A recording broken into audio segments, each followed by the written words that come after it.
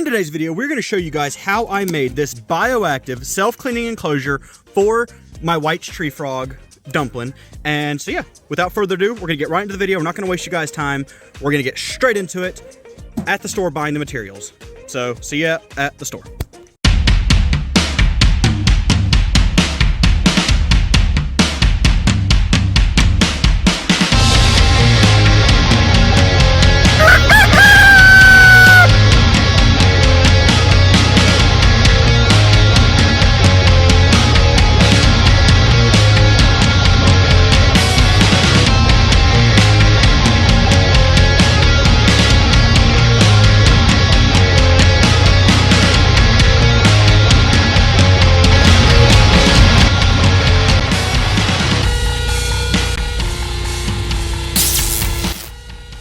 Okay, we're gonna get these little vein plants.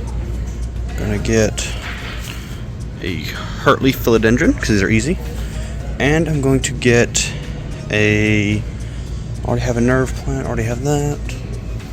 What are you? You're expensive. What are you? I don't know what you are. Oh, you're right there. I don't know what that is. Oop, and we'll get a pink one.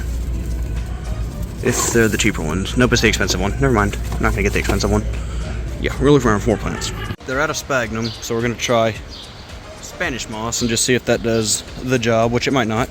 Also got some window screen. Ended up only getting 2 plants because I have a pothos at home, bag of rocks, and this is for another project. Stay tuned. Okay, so for this build, you're gonna need your tank. Now this will not be a permanent setup since this frog species does get pretty big, but this would be a good setup for it as a baby. You're gonna need the tank, your soil mixture. So I use, okay, just kind of keep in mind, it's mostly organic topsoil, a little bit of peat moss, a little bit of sand, and some cypress mulch. Cypress mulch is optional. You also are gonna need leaf litter, but I don't have any on hand, so we're going without leaf litter today. Also, you're gonna need a little bit of sphagnum moss, but I have that mixed into this soil mixture right here. You're gonna need isopods or springtails. Any species will really do. But yeah, so I'm not gonna give exact measurements because I just eyeball it. I don't like giving exact measurements to confuse people. You're gonna need some window mesh, some rocks or clay balls, maybe Leica.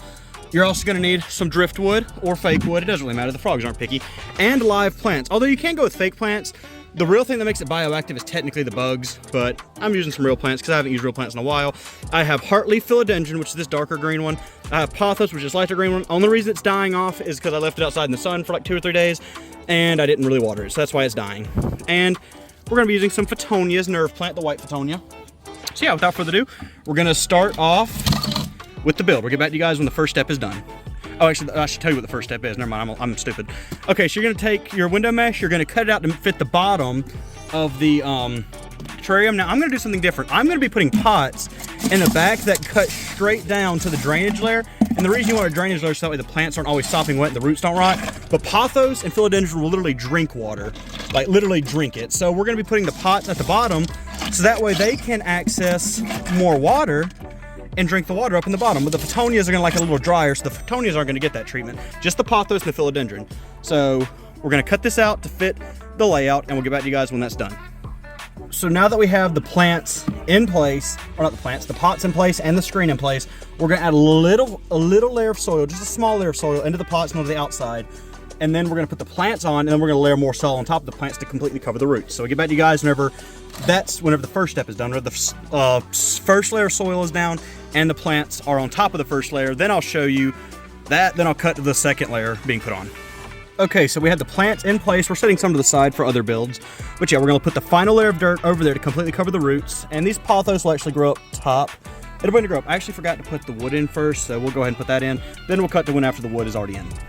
Okay, so I have a layout I like, and actually I'm not gonna be doing a background on this tank. I'm just gonna be putting a black piece of paper because I don't really like dealing with the live backgrounds. But the next step up is the cleanup crew. And for that, we have some isopods, which are in here. They're dwarf whites. You can see the little white specks that move around. Those dwarf white isopods. Be adding some of those in there with the sphagnum moss. We're just gonna put a little layer of them over top. And I'm actually gonna add some dairy cow isopods in here as well, most likely. I'm gonna go grab some out of another bin. Gonna get some of these in there. That back there, and they can all hide up underneath the plants. They can hide up underneath the dirt and the sphagnum moss. There's some eggshells in here mixed up for calcium. And someone in the house just said something. I don't know what they're saying. Which, yeah, that's not all. That's probably about as much. There's a little isopod right there digging. That little white thing right there, moving. That's a little dwarf white isopod. We're gonna throw some dairy cows in here too in a second. I am filming this directly after I filmed the isopod bin video, so I don't know if you saw that before or after, so I'm still outside with the isopods. And we're gonna find some little dairy cows, take them out, and toss them into the breeder bin. So there's a dairy cow. Not the breeder bin, I mean the setup. Where are they all at? There's one right here. Nope. You can't escape me. Come here, you. We have two of them going in. Gonna get a couple more. I'm gonna take some of these carrots out. I'm gonna throw some carrots in there for them to eat. Don't want to let any of them escape the bin. That would not be good. Okay, we're gonna take, just about 4 or 5 in there.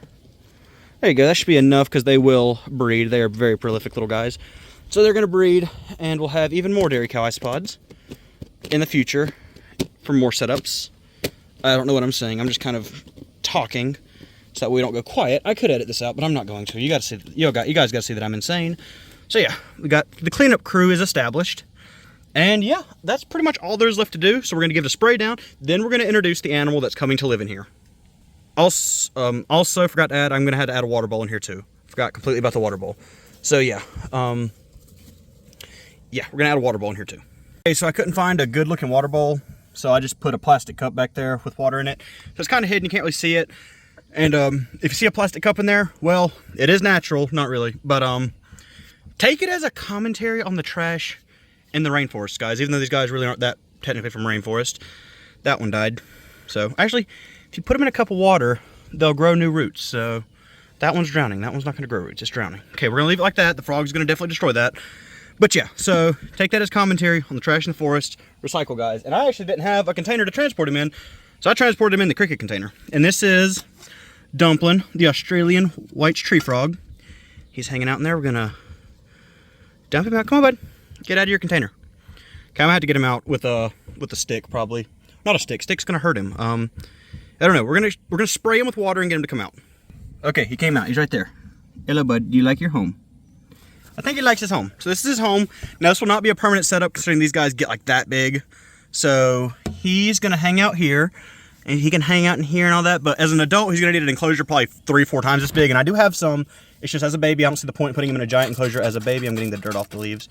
So give him a little bit of spritzing and I'll feed him again, probably tomorrow. Just giving a little spritz down, giving some,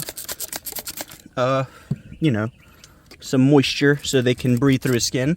And yeah, feed him probably tomorrow because he's probably gonna be a little stressed. He's probably not gonna eat tonight. And yeah, so that's his terrarium. And if you guys enjoyed this video, make sure to like and subscribe for more updates on this. I do have some more enclosure build videos planned, so if you guys want to see that, like and subscribe. And yeah, we'll see you next time. Peace.